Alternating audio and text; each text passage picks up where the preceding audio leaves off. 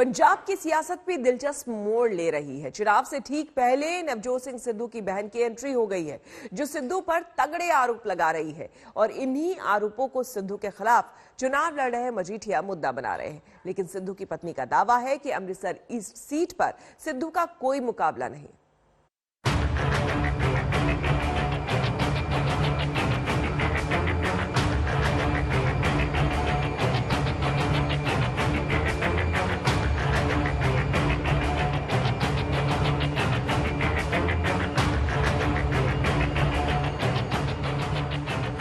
राजनीति पंजाब में भी जबरदस्त चल रही है और सियासी चक्रव्यूह में सिद्धू फंसते हुए नजर आ रहे हैं। कल जालंधर की वर्चुअल रैली में चन्नू और सिद्धू को गले मिलवाकर राहुल गांधी ने ये बताने की कोशिश की थी कि पार्टी में सब कुछ चंगा चल रहा है। ये कोई लड़ाई है, कुर्बानी का मांगा।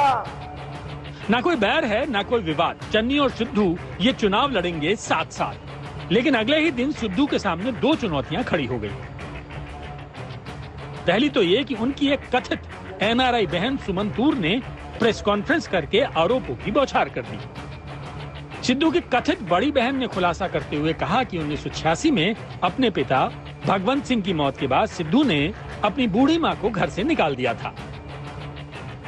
दिल्ली रेलवे स्टेशन ते एक लवारस औरत की तरह मौत होगी, जिहदे कोल कोई उहदा घर वाला बच्चा नहीं सी, कोई होर नहीं सी, जबकि ए ओदे पैसे ते ऐश कर रहा सी क्योंकि उन्हों हिस्सा ना देना पे, जिस करके इन्हें झूठ बोलिया, जो मैं समझदी हां। और रेलवे स्टेशन ते मर गई, गड्डी दी इंतजार करदी करदी लवारस औरत नहीं सी हो। एक तरफ सुमन तूर ने सिद्धू पर आरोप लगाए, दूसरी तरफ सिद्धू के खिलाफ अमृतसर ईस्ट की सीट से विक्रम मजीठिया ने नामांकन कर दिया। मजीठिया को अकाली दल ने अपना उम्मीदवार बनाया है। मजीठिया ने नामांकन भरते ही सबसे पहला वार सिद्धू पर उनकी बहन को लेकर ही किया। मजीठिया का कहना था कि बहन सुमन का दर्द समझना चाहिए, भगवान ऐसा भाई किसी को ना दे। मैं उन्होंने नहीं जानती, उन्होंने कोई फादर द पहली मैरिज सीगी किसी लेडी नाल, उनके दो डॉटर्स होईयां सीगियां, सो मैं मेरे हुंदे मैं नहीं जानती उन्होंने। हम आपको बता दें कि नवजोत सिंह सिद्धू और विक्रम मजीठिया के बीच तगड़ी जंग चल रही है। मजीठिया वैसे तो मजीठा सीट से विधायक हैं, लेकिन पार्टी ने उन्हें मजीठा के साथ साथ अमृतसर पूर्वी सीट से भी उम्मीदवार बनाया है। पंजाब कांग्रेस अध्यक्ष नवजोत सिंह सिद्धू इसी सीट से चुनावी मैदान में हैं। मजीठिया का आरोप है कि अगर सिद्धू को कांग्रेस ने सीएम बनाया तो वो इमरान खान से जाकर मिल जाएंगे। और लोग जेड़े भगौड़े ने ना सिद्धू मॉडल वाले, चोर, चीट, धोखे दा मॉडल, इन्हें तो सारियां सरकारां ढालियां, हुण तक कली इमरान खान वाली रह गई। ये थानू उदन ही खबर आऊगी कि राहुल गांधी ते तां बनाया नहीं है, जाके उन्हां दा जाके प्रधानमंत्री उत्थे मुख मंत्री दा पाकिस्तान पंजाब दा चेहरा बन गया। ये तां कुर्सी प्यारी। 18 सालां च बिजली पानी सड़क दा की बनया, पूर्वी च घर नौकरी दा की बनया? ਤੁਸੀਂ ਤਾਂ ਆਪਦੇ ਘਰ ਦੇ ਦਰਵਾਜ਼ੇ ਨਹੀਂ ਖੋਲਦੇ ਕਿਸੇ ਲਈ। ਇੰਨਾ ਗੰਦਾ ਇਨਸਾਨ ਜਿਹਨੂੰ ਹਾਈ ਕੋਰਟ ਨੇ ਬੇਲ ਵੀ ਰਿਫਿਊਜ਼ ਕਰਤੀ, ਜਿਹਨੇ 6000 ਕਰੋੜ ਦਾ ਡਰੱਗਸ ਦਾ ਬਿਜ਼ਨਸ ਕਰਦਾ ਆਇਆ ਹੈ, ਸੋ ਇਹ ਵੀਕੈਸਟ ਕੈਂਡੀਡੇਟ ਹੈ। ਕੋਈ ਵੀ ਪੰਜਾਬ 'ਚ ਸਫਰ ਹੀ ਇਸ ਲਈ ਕਰ ਰਿਹਾ ਕਿਉਂਕਿ ਬੱਚੇ ਕੰਮ ਨੂੰ ਛੱਡ ਕੇ ਡਰੱਗਸ ਵਾਲੇ ਪਾਸੇ ਲੱਗ गए। ਇੰਨੇ ਡਰੱਗਸ ਕਦੇ ਵੀ ਪੰਜਾਬ 'ਚ ਨਹੀਂ ਸੀਗੇ। मजीठिया वो नेता है जिनके नाम पर पंजाब में तरह तरह के किस्से गढ़े गए हैं। बादल सरकार में उनकी मंत्री रहने के दौरान उड़ता पंजाब वाली तस्वीर के सबसे बड़े कलाकार वही बताए जाते हैं। लेकिन सरकार बदलने के बावजूद 5 सालों तक इन आरोपों पर कोई बड़ा एक्शन नहीं हुआ। अब ऐन चुनावी वक्त पर उनके खिलाफ जांच शुरू की गई है तो मजीठिया उल्टे जांच करने वालों को ही घेरे में ले रहे हैं। आज तक ब्यूरो।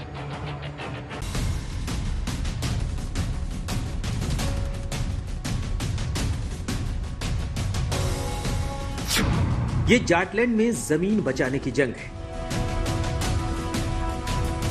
पश्चिमी यूपी की सियासत में उबाल है।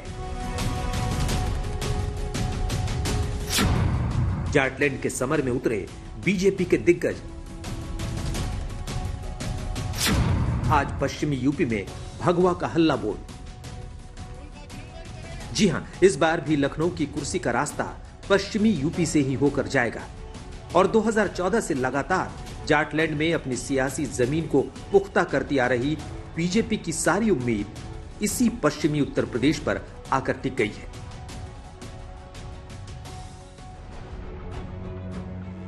बीजेपी कोई चांस लेना नहीं चाहती। जाटों की नाराजगी का अंदेशा है, लेकिन बीजेपी को पूरा यकीन है कि यह नाराजगी ईवीएम तक आते आते खत्म हो जाएगी। इसके लिए बीजेपी ने आक्रामक प्रचार अभियान छेड़ा है। पार्टी के सबसे बड़े रणनीतिकार अमित शाह ने कमान संभाल ली है। 26 जनवरी को उन्होंने सैकड़ों जाट नेताओं से बात की और इसके बाद लगातार बीजेपी के सबसे बड़े नेताओं के दौरे पश्चिमी उत्तर प्रदेश में हो रहे हैं। बीजेपी पश्चिमी उत्तर प्रदेश यानी जाटलैंड में सीधे वोटरों से संपर्क कर रही है, घर घर दस्तक दी जा रही है। आज एक बार फिर बीजेपी के सबसे बड़े नेता एक साथ पश्चिमी उत्तर प्रदेश की सरजमी पर होंगे। बीजेपी के 4 बड़े दिग्गज आज पश्चिमी यूपी में दर्जनों सीटों पर सीधी दस्तक देंगे। ये सियासी सूरमा हैं गृह मंत्री अमित शाह, सीएम योगी आदित्यनाथ, बीजेपी अध्यक्ष जेपी नड्डा और डिप्टी सीएम केशव प्रसाद मौर्य।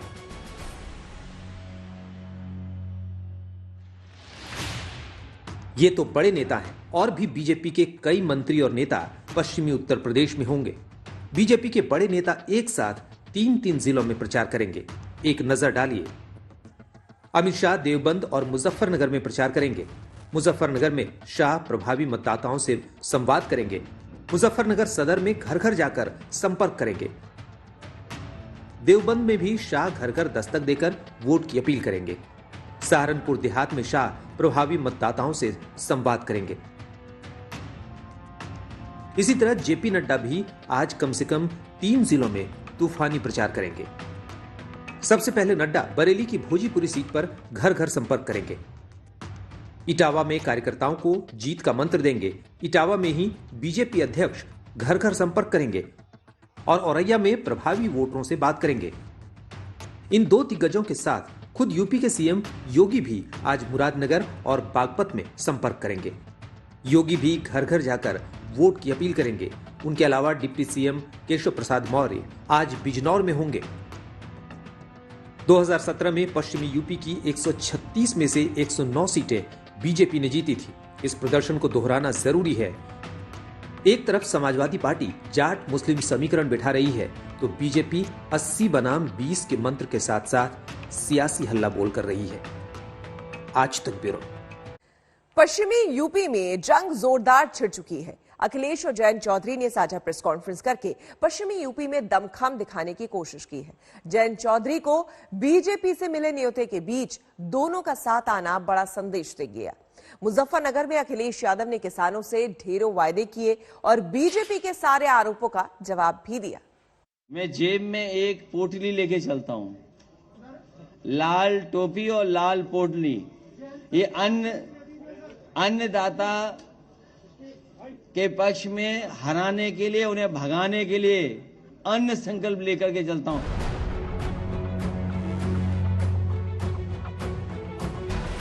अखिलेश यादव और जयंत चौधरी की ये प्रेस कॉन्फ्रेंस जवाब है अमित शाह की जाट नेताओं के साथ मीटिंग का।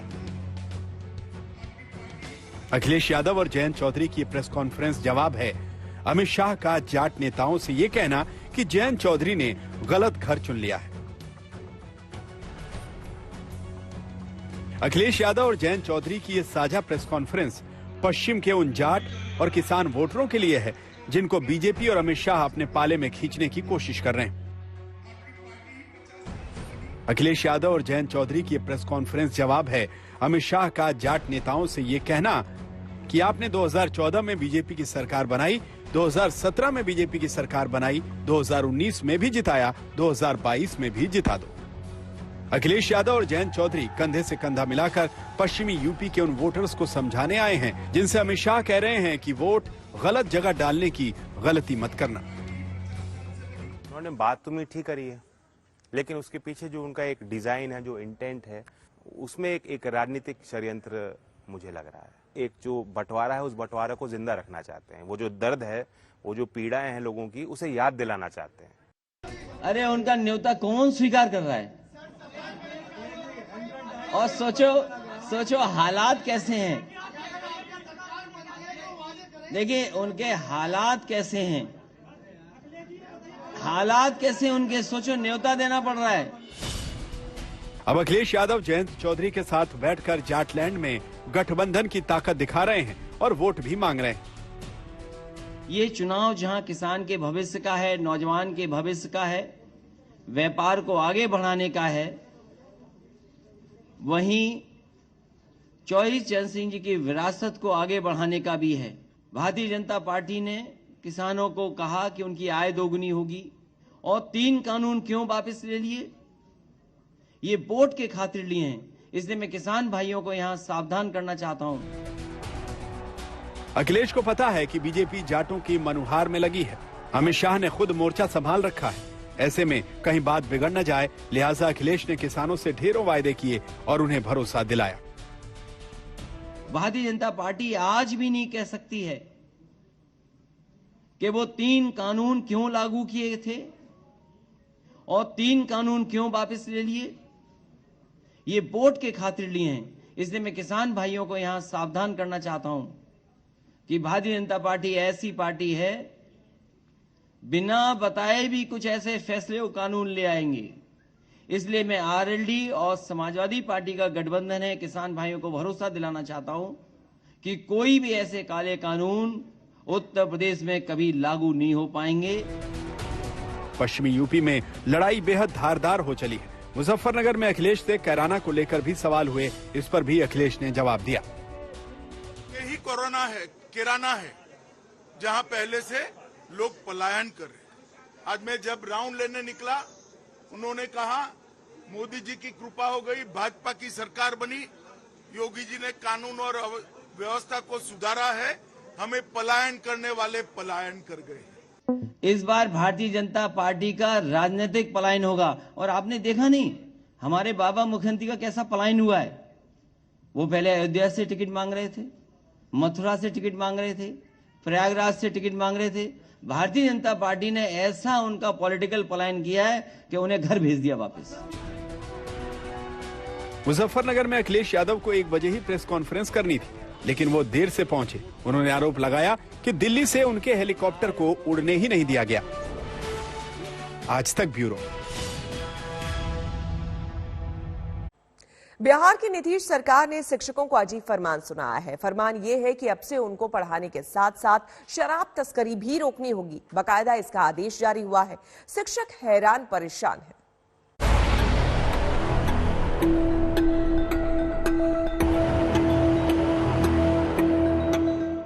लीजिए, सुशासन बाबू ने सुशासन को नई मंजिल तक पहुंचा दिया है।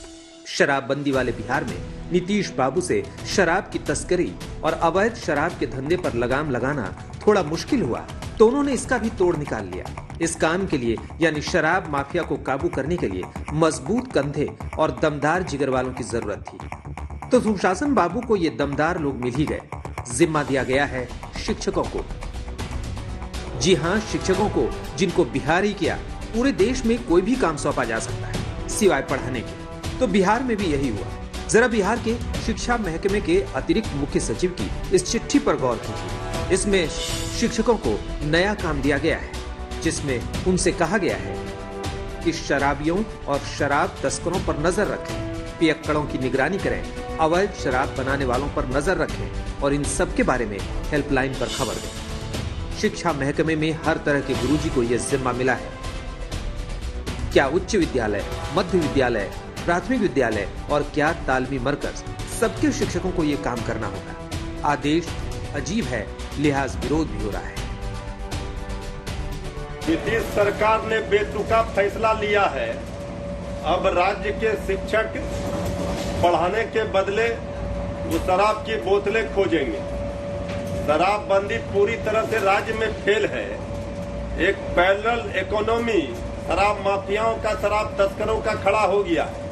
पूरे देश के अंदर में राइट टू एजुकेशन और नई शिक्षा पॉलिसी लागू है, लेकिन उस शिक्षा पॉलिसी की आत्मा कि शिक्षकों को गैर शैक्षणिक कार्य में नहीं लगाना है, इसको एक राज्य के शिक्षा विभाग के प्रमुख के द्वारा ही अपने पत्र के जरिए धज्जियां उड़ाई जा रही है। विरोध का असर क्या होगा ये तो वक्त बताएगा, लेकिन इतना तो तय है कि कई बार बड़े बाबू आदेश जारी करने से पहले उसकी व्यावहारिकता पर जरा भी गौर नहीं करते।